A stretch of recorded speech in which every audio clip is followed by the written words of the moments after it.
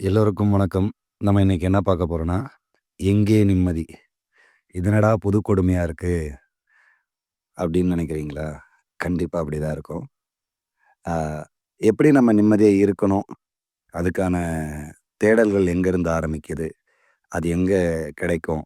அப்படிங்கிறத ஒரு சிறிய தொகுப்பா இந்த வீடியோல நம்ம பார்க்கலாம். வாங்க வீடியோக்குள்ள போலாம். எங்கே நிம்மதி எங்கே நிம்மதி அங்கே எனக்கோர் இடம் வேண்டும். என்னடா இது ஆடியோலாம் போட்டு பயங்கரமா நிம்மதி எங்க இருக்கு? அப்படின்னு சொல்லப் போறான் அப்படின்னு நினைக்கிறீங்களா? கண்டிப்பா இந்த வீடியோவோட கடைசியில நம்ம நிம்மதியா இருக்கிறதுக்கு என்ன பண்ணணும்? நம்ம நிம்மதியா எப்படி இருக்கணும்? அப்படிங்கிறத இந்த வீடியோவோட கடைசியில கண்டிப்பா தெரிஞ்சுப்போம். அதுக்கு முன்னாடி நான் ஒரு விஷயத்த சொல்ல விருப்பப்படுறேன். நிம்மதியா இருக்கணுன்றதுக்கு பல உதாரணங்கள் இருக்கலாம். பல விஷயங்கள் இருக்கலாம். அதுல நம்ம ஒரு குறிப்பிட்ட தொகுப்ப நம்ம எடுத்துக்கிறோம். நம்மளோட அடிப்படை வாழ்க்கை முறையிலிருந்து, நம்மளோட தினசரி வாழ்க்கையில நம்ம என்ன பண்றோம்? நம்ம எப்படி இருக்கணும்? அப்படிங்கிறத பேஸ்ல சில விஷயங்கள் எடுத்திருக்கேன். இத தாண்டி நம்ம நிம்மதியா இருக்கணும் அப்படின்னா, சில விஷயங்கள் நம்ம பண்ணணும். அப்பனா தான் சில விஷயங்கள் நமக்கு கிடைக்கும் இல்லையா? அந்த பேஸ்ல இந்த உலகத்துல நீங்க எத எடுத்துக்கிட்டாலுமே, கண்டிப்பா அதுக்கு அடிப்படைன்னு ஒண்ணு இருக்கும். நீங்க ஒரு வேலைக்கு போணும் அப்படின்னா, அடிப்படையா அது தெரிஞ்சிருக்கணும். நீங்க வந்து படிக்கணும்னா, சில விஷயங்கள் அடிப்படையா நம்ம தெரிஞ்சுக்கணும். இப்ப கார் ஓட்டணும்னா, அடிப்படையா சில விஷயங்கள் தெரிஞ்சுக்கணும். அந்த மாரி நிம்மதியா இருக்கணும்னா, நம்ம என்ன பண்ணணும்? அப்படிங்கிற சில அடிப்படை விஷயங்கள முதல்ல நம்ம தெரிஞ்சுப்போம். சில உதாரணங்கள நம்ம தெரிஞ்சுப்போம். அதுக்கப்புறமா அதுல ரொம்ப டீப்பா நம்ம போலாம். முதல்ல மன நிம்மதி கிடைக்கணும் அப்படின்னா, ஃபர்ஸ்ட்டு நம்ம பண்ண வேண்டிய விஷயம், தேவையில்லாம மனச அலைய விடுறதும், தேவையில்லாத எதிர்பார்ப்புகள நம்ம உருவாக்கிக்கிறதுனால தான், முதல்ல நம்ம மன அமைதிய இழக்கிறோம். அந்த மன அமைதிய இழக்கும்போது தேவையில்லாத பிரச்சனைகள், கவலைகள் வரும். அதனால நம்ம நிம்மதி போக ஆரம்பிக்கும். ஸோ, அப்போ ஃபர்ஸ்ட்டு நிம்மதி கிடைக்கணும்னா, முதல்ல நம்ம பண்ண வேண்டியது என்னன்னா, என்னோட தேவை என்ன? என்னோட தேவை இல்லாதது என்ன? அப்படின்றத தெளிவா புரிஞ்சுக்கிட்டு, அத எப்ப செயல்படுத்த ஆரம்பிக்கிறீங்களோ, அப்பவே நீங்க வந்து பாதி நிம்மதியா இருக்கீங்கன்னு அர்த்தம். ஓகே. மீதி இருக்கிற விஷயங்கள் என்ன அப்படின்னு பார்த்தோம் அப்படின்னா, எப்பவுமே போதும். இது எனக்கு தேவ. இதோட நான் நிறுத்திக்கிறேன். இதுக்கு மேல எனக்கு தேவையில்லாத விஷயங்கள் வேண்டாம். அப்படின்றதுல நம்ம தெளிவா இருக்கணும். இப்போ உதாரணத்துக்கு சொல்லலாம்னா, அ உலகத்துல முக்கால்வாசி விஷயங்கள் வந்து எக்ஸ்ட்ரான்னு எதெல்லாம் இருக்குதோ, அது எல்லாமே வந்து மன நிம்மதிய கெடுக்கிறது தான். எக்ஸ்ட்ரா சாப்பிட்டா பிரச்சனை. எக்ஸ்ட்ரா நடந்தா கால் வலி. எக்ஸ்ட்ரா பேசினா ஒருத்தர்ட்ட பிரச்சனை. எக்ஸ்ட்ரா ஒருத்தருக்கு குடுத்தாலும் பிரச்சனை. ஸோ அந்த மாரி எக்ஸ்ட்ரா இருக்கிற வார்த்தைகள நீங்க எப்போ வாழ்க்கையில கட் பண்றதுக்கு நீங்க முயற்சி பண்றீங்களோ, அப்பவே வந்து நீங்க பாதி நிம்மதியா இருக்கீங்க. ஓரளவு நிம்மதியா இருக்கீங்கன்னு அர்த்தம். ஸோ மீதி எப்படி பண்ணலாம் அப்படின்னா, "போதும் என்ற மனமே பொன் செய்யும் மருந்து" அப்படின்னு சொல்லுவாங்க. யார் ஒருத்தர் வந்துட்டு, "எனக்கு போதும், நான் திருப்தியா இருக்கேன். இதுவே எனக்கு போதுமானதா இருக்கு. இதில நான் வந்து மனநிறைவா இருக்கேன்" அப்படின்னு யார் ஒருத்தர் சிந்திக்க ஆரம்பிக்கிறாங்களோ, யாரு தான் வச்சிருக்கிறதுல திருப்தி அடைய ஆரம்பிக்கிறாங்களோ, அது வந்து அவங்களுக்கு பொன்னான ஒரு வாழ்க்கையாவும், பொன்னான ஒரு அனுபவங்களையும், அமைதியும் அந்த வாழ்க்கை குடுக்கும். ஸோ, இத தான் வந்து "போதும் என்ற மனமே பொன் செய்யும் மருந்துன்னு" சொல்லுவாங்க. சரி, ஓகே. இதுக்கு ஆப்போசிட்டா பண்ணா என்ன ஆகும்? அப்படின்னு கேட்டீங்கன்னா, "அளவுக்கு மிஞ்சினா அமிர்தமும் நஞ்சு" அப்படின்னாங்க. அப்படின்னா அளவுக்கு அதிகமானால் அமிர்தமும் நஞ்சு. இப்ப சாப்பாடே அளவுக்கு அதிகமா சாப்பிட்டா செரிமான கோளாறு வருது இல்லையா?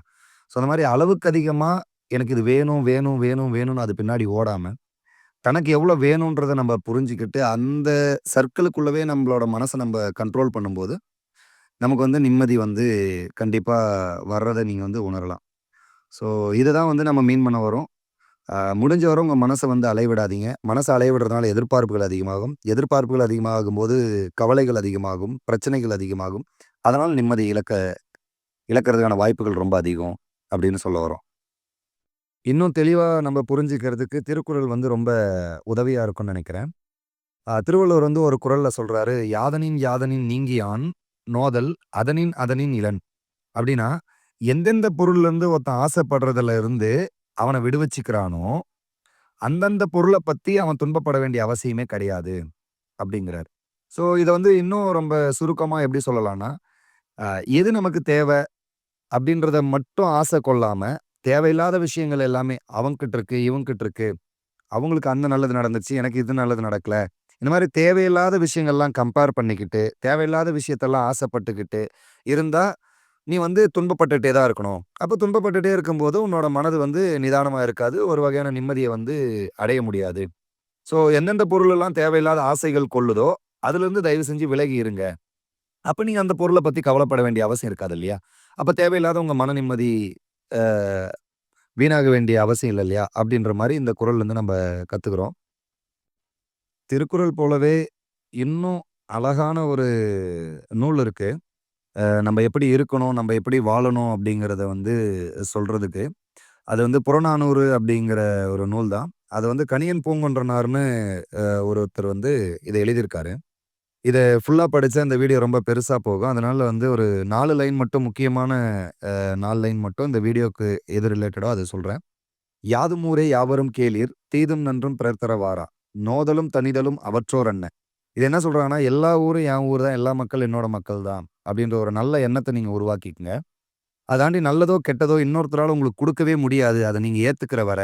உங்க மனச பொறுத்து தான் அது நல்லதா, கெட்டதா அப்படிங்கிறது வந்து இருக்கு அப்படின்னு சொல்றாங்க. அதே மாரி வந்து நான் வந்து சாந்தமாயிட்டேன். நான் வந்து இவங்ககிட்ட பேசினதுனால சமாதானம் ஆயிட்டேன் அப்படின்னு நம்ம சொல்றோம் இல்லையா? அது கூட இன்னொருத்தரால குடுக்க முடியாது. நீங்க வந்து கோவப்படுறதா இருக்கட்டும், இல்ல சாந்தமாகறதா இருக்கட்டும், எல்லாமே உங்க மனச பொறுத்து தான் இருக்கு. ஸோ நீங்க வேற ஒருத்தரால நான் சமாதானம் ஆயிட்டேன் அப்படின்னு நினைக்கிறது வந்து ஒரு வகையான மாயை தான் அப்படின்ற மாரி இங்க சொல்றாங்க. இதையும் தாண்டி என்ன சொல்றாங்க அப்படின்னா, பெரியோரை வந்து லாஸ்ட் 2 லைன்ல பெரியோரை வியத்தலும் இலமே, சிறியோரை இகழ்தல் அதனினும் இளமை அப்படின்றாங்க. அப்படின்னா, பெருமையில வந்து ஒருத்தர ரொம்ப பெருமையாவும், வயசுல பெரியவங்கள கூட வந்து ரொம்ப வியந்து வியந்து பேசுறதும் தவறு. அதே போல வந்து எந்த ஒரு சூழ்நிலையிலயும் சின்னவங்கள வந்து ரொம்ப இகழ்ந்து, "நீலாம் ஒரு ஆளா? போடா!" அப்படின்ற மாரி நீ பேசுறதும் ரொம்ப தவறு அப்படின்னு சொல்றாங்க. ஸோ இதுல நமக்கு வந்து முக்கியமா இதுல தேவைப்படுற 2 லைன் என்னன்னா, நல்லதோ, கெட்டதோ இன்னொருத்தருக்கு குடுக்க முடியாது. அந்த ஒரு மனப்பக்குவத்துக்கு போகாதீங்க. நீங்க வந்து கோவப்படுறதோ, சந்தோஷப்படுறதோ எல்லாமே உங்களுக்குள்ள தான் இருக்கு. அப்படிங்கிற மிகப்பெரிய ஒரு விஷயத்த வந்து இந்த புறநானூறுல சொல்லியிருக்காங்க.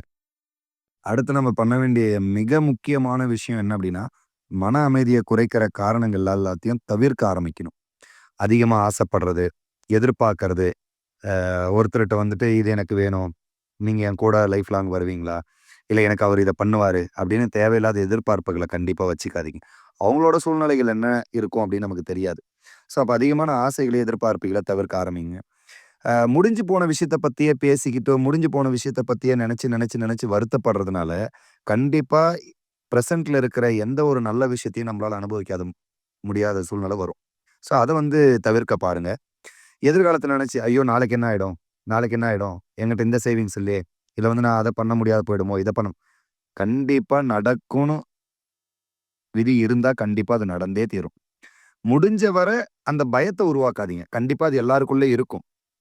அது வந்து நம்ப தவிர்த்துரு அப்டின்னா, உடனே தவிர்க்க முடியுமான்னு தெரியாது. அத பழக ஆரம்பிங்க. கண்டிப்பா நம்பிக்கையா இருங்க. வாழ்க்கையில நமக்கு மிக, மிக ரொம்ப முக்கியமான விஷயம் என்னன்னா, தன்னம்பிக்கை. அந்த தன்னம்பிக்கை வந்து குறையாம பார்த்துக்குங்க. தேவையில்லாத மனிதர்கள வாழ்க்கைய வந்து உள்ள அலோவ் பண்ணாதீங்க. ஆரம்பத்திலே கண்டிப்பா உங்களுக்கு தெரியும். இவரால எனக்கு பிரச்சனை வர வாய்ப்புகள் இருக்கு அப்படின்னு. அப்படி தெரியறவங்களையாவது அட்லீஸ்ட் ஸ்டாப் பண்ணுங்க. வேண்டாம்.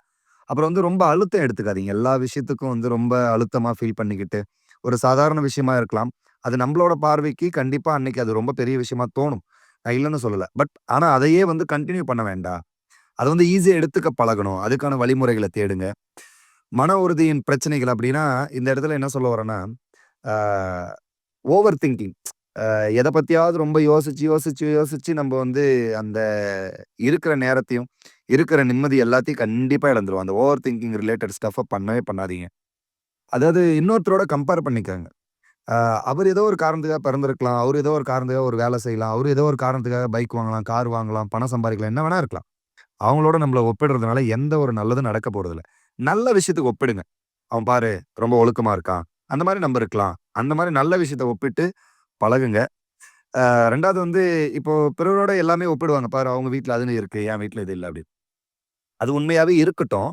அப்ப ஏன் அவன் இறந்துட்டான், நான் இறக்கல? நானும் செத்துறேனே, அவன் செத்துட்டானே. வேண்டாம் நம்ம செத்துறோம். பக்கத்து வீட்டுக்காரன் செத்துட்டான். நம்மளும் செத்துறலாம். அப்படின்னு ஏன் மனுஷன் யோசிக்கிறதில்ல? ஏன் அப்படின்னா, சில விஷயங்கள் மேல ஆசை இருக்கு. அதனால ஒப்பிட்டுக்கிறோம். ஸோ தயவு செஞ்சு ஒப்பிடாதீங்க. முடிஞ்ச வரை அத தவிர்க்க பாருங்க. அ அந்த மன உறுதியின் பிரச்சனைகளையும் தேவையில்லாம ஓவர் திங்கிங் பண்ண வேண்டாம். அ நம்ம மதிப்பீட வந்து குறைக்கிற இடங்கள்ல கண்டிப்பா நீங்க இருக்காதீங்க. உங்களுக்கான வந்து ரெஸ்பெக்ட் இல்ல. உங்கள வந்து ஒருத்தர் மதிக்கவே இல்ல, உங்களுக்கான மரியாதை குடுக்கல அப்டின்னா, கண்டிப்பா அந்த இடத்துலருந்து வெளிய போக ஆரம்பிங்க. ஏன்னா, அப்பவே நமக்கு பிரச்சனை ஆரம்பிக்கும். அவன் வந்து என்ன மதிக்க மாட்றான். அவன் எனக்கான விஷயங்கள செய்ய மாட்டேன்றான். அப்படின்ற ஒரு கேள்வி நமக்குள்ள வர ஆரம்பிச்சு, அது நம்மள வந்து ரொம்ப கஷ்டத்துல ஆழ்த்தும். தயவு செஞ்சு அதையும் முடிஞ்ச வர பண்ணாதீங்க. சரிப்பா. அப்போ வந்து மனசு நிம்மதியா இருக்கிறதுக்கு வேற என்னப்பா பண்ணலாம்? அப்படின்னா, கண்டிப்பா நீங்க யாரு அப்படின்றத புரிஞ்சுக்கிங்க. உங்களோட தேவைகள் என்னன்றத நீங்க புரிஞ்சுக்கிங்க. ஆசைகள் கண்டிப்பா மனுஷனுக்கு வரதான் செய்யும். அது வரணும். அதுல தப்பு இல்ல. அது எது வந்து சரியானது, தப்பானதுன்றத மட்டும் தெளிவா முடிவு எடுத்துக்கங்க. அப்புறம் வந்து எத பார்த்தும் ரொம்ப பயந்துகிட்டே இருக்க வேண்டாம். நடக்கிறதா நடக்க போது. அதாவது நம்ப கிராமத்துல ஒரு விஷயம் சொல்லுவாங்க. "என்னதான் உடம்புல எண்ணெய் தேய்ச்சுன்னு தெருவுல உருண்டாலும், ஒட்டர மண்ணு தான்டா ஒட்ட போது" அப்படின்னு. அப்பன்னா, நீங்க லிட்டர் கணக்குல உடம்புல எண்ணெய் ஊத்திக்கிட்டா கூட, ஒரு அளவு தான் ஒட்டும். அதுக்கு மேல அது ஒட்டவே ஒட்டாது. அதுக்காக மழையே வந்து நம்ம மேல ஒட்டிக்க போதா? கண்டிப்பா கிடையாது. அந்த மாரி ரொம்ப சாதாரணமா எடுத்துட்டு மூவ் பண்ண முயற்சி பண்ணுங்க. சின்ன சின்ன விஷயங்கள்லயும் வந்து சந்தோஷம் இருக்கு இல்லையா? அந்த மாரி விஷயங்கள பாருங்க. எப்படிலாம் வந்து ரொம்ப சின்ன விஷயமா கூட இருக்கும். அத பார்க்கும்போது நமக்கு ஒரு சிரிப்பு வரும். ஒரு சந்தோஷம் வரும். அந்த மாரி விஷயங்கள தேட ஆரம்பிங்க. உங்களுக்கு எது சூட் ஆகுதுன்னு பாருங்க. அந்த மாரி விஷயங்கள்ல போக ஆரம்பிங்க. எதிர்பார்ப்புகள ஆல்ரெடி சொன்ன மாரி முடிஞ்ச வர குறைச்சுக்கங்க. தேவையில்லாத எதிர்பார்ப்பு. உங்க நிம்மதி எந்த விஷயங்கள் வந்து சீரழிக்குதோ, அந்த எதிர்பார்ப்புகள தவிருங்க. மற்றவங்கள வந்து மன்னிக்க கத்துக்குங்க. "ஏய் போடா! நீ பண்ணிட்டியா? Okay right. நீ கெளம்பு. என் வாழ்க்கையில இல்லனாலும் பரவாயில்ல. இல்லடா நான் அத மறந்துட்டேன் விட்றா. அத பெருசா எடுத்துக்கலடா." அப்படின்ற ஒரு மனப்பக்குவத்துக்கு வாங்க. அது நம்ம வருத்தப்பட்டுக்கிட்டே இருந்தோ, இல்ல வந்து அவன திட்டிக்கிட்டே இருந்தோ, குறை சொல்லிட்டே இருக்கிறதுனால கண்டிப்பா அவனுக்கும் நிம்மதி இல்ல, நமக்கும் நிம்மதி இருக்காது. முடிஞ்ச வரை தியானம், யோகா அந்த மாரி ஒரு சில பேருக்கு விருப்பம் இருந்தா, கண்டிப்பா அத வந்து தொடர்ந்து பண்ணிட்டே இருங்க. கொஞ்சம் தனிமையில இருந்து பாருங்க. மேபி அதனால கூட உங்க மனசு சாந்தமாகறதுக்கான வாய்ப்புகள் ரொம்ப அதிகம். 2வது இயற்கையோட இணைந்து வாழுங்கள் அப்டின்னா, ஆ நம்ம வாழ்ற வாழ்க்கை ஒரு சாதாரண வாழ்க்கையா வாழ்றதுக்கு முயற்சி பண்ணணும். ஆ அது தேவையில்லாத இடங்களுக்கோ, தேவையில்லாத விஷயங்களுக்கோ நம்ம போயி அதுக்கு அடிமையாகுறத விட, இயற்கையோடு நார்மலா காலையில எழுங்க, ஒரு வாக்கிங் போங்க.